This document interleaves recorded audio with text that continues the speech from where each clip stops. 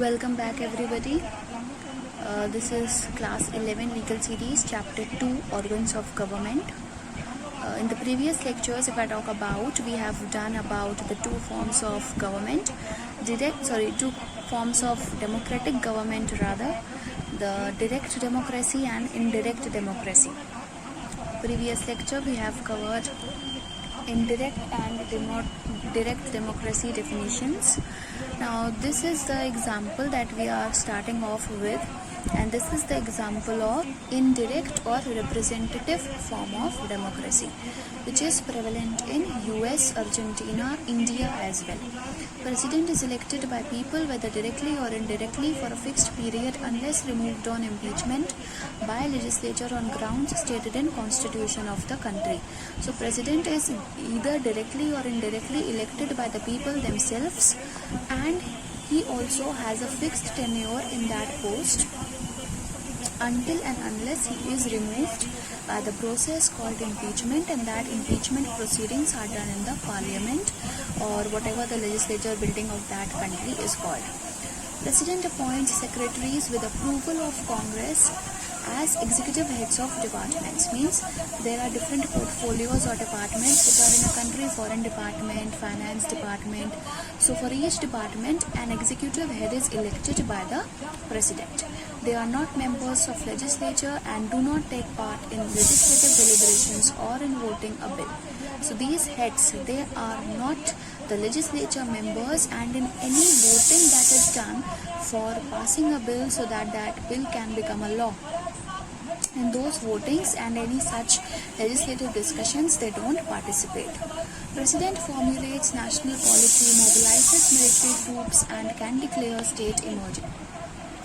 Bills passed by legislature except money bills are subject to ratification or veto of president. Now the legislature, whatever bills it passes, except the money bills, every bill can be ratified or vetoed by the president. There are provisions in constitution to override veto power of president by special majority vote in legislature. Now if legislature feels that we don't need the ratification of president in this particular matter, in this particular bill, so we need to abolish or we need to override this power, then for that certain provisions are mentioned in the constitution and it has to be passed, and that provision has to be passed in the legislature itself by a special majority vote. The president policies and treaties making decisions are subject to ratification by the Senate. Senate means to parliament hoti hai. Whatever decisions, policies or treaties the president is making with other countries of the world, and whatever policies it is making for its own country as well, all those are subject to be ratified by the Senate or by the parliament of that country. So it is vice versa situation which is going on. Bills can be ratified or vetoed by the president which are passing in the legislature except the money bills, and every treaty or policy that the president makes that are subject to ratified by the Senate. In state of US Supreme Court has power under the constitution to declare void the actions of legislature and executive. Obviously it can declare it null and void if they are contrary to the provisions or principles which are mentioned in the constitution of that country. Thus this system works on principle of separation of powers and checks and balances, right? President is checking on the legislature, and legislature in turn or the Senate in turn is keeping a check on the decisions or treaties which are done or made by the president. United States government current structure. So legislature is the lawmaking body, executive is the body which enforces or implements the law, and judiciary is one which interprets the law, or if there is any dispute, then for resolution of that dispute, courts of law or judiciary is made. Then in legislature there is a house and Senate. Senate ratifies treaties that are made by the president. Under executive we have the president of the country, who is the head of all the army forces, or that is commander in chief, right? He has the state department, and national military affairs are under the president of the country. appoints ambassadors. Every country has an ambassador to another country, so that all is done by the president. And judiciary is interpreting law, Supreme Court, and it interprets the treaties, because treaties are nothing a part of law. So judiciary interprets the treaties. So this was the US structure. Okay, United States structure है, किसी और country का नहीं. Now we come on to the unitary form of government. In the previous lecture we have done unitary form of government, unity, right? Unitary means a unit. So unitary form of government is one where whole state with all its units and provinces is organized under a single central government. Unitary means unit, unit means one. So there is only one government which is at the center, which is at the country level, and the whole nation is governed by that single central government only. The local provincial governments are created by central government as its subordinates for better administration. Now in unitary government, the common people, they don't elect the governments at the local or state or provincial levels. Rather, the central government itself appoints some members to be the head of local or provincial governments, so that administration can be done smoothly and efficiently. Central government delegates powers and authority to the local provincial government, as remarked by Garner, where whole power of government is conferred by constitution upon a single central organ or organs, from which the local governments derive whatever authority or autonomy they may possess. Means whole power is concentrated in a single central government, which is at the country level obviously, and the organs or the governments which it forms, which the central government itself forms at the provincial or local levels of that country, they get only that much amount of authority or power or self-rule opportunity or powers as much the central government is providing to them. And indeed, their very existence, we have a system of unitary government. So the mere existence, the authority, power or autonomy that local provincial governments will have, that all is decided and given also to them by the central government. It is the characteristic of this form of government that there is no constitutional division or distribution of powers between central government of the state and subordinate local governments. So there is no distribution of powers, no separation of powers between the government which is at the country level and the governments which are at the local level. So there is no separation of powers. All power is in a single central government. That's why it is called unitary form of government. As remarked by Garner, federal government, as distinguished from a unitary government, is a system in which a totality of governmental power is divided or distributed by national constitution or organic act of parliament creating it between a central government and governments of individual states or other territorial subdivisions of which federation is composed. Local government is considered as part of central government with full autonomy. Now we come on to federal government. Federal government, India has this system. Okay, what happens in India?